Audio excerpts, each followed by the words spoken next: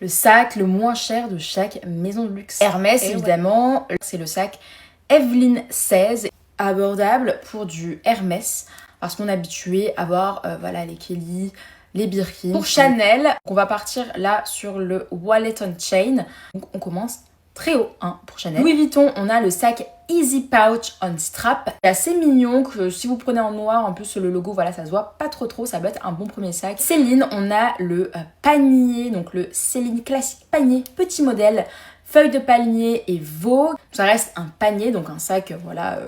pas pour tous les jours, mais voilà, pour un cadeau, c'est une superbe idée. Chez Fendi, ça va être le Wallet on Chain. Encore une fois, c'est ce style-là de sac pochette plutôt, qui va pouvoir servir si vous ne mettez pas beaucoup de choses en fait dans votre sac. On part sur Bottega Veneta, ce sera le sac Camera Loop.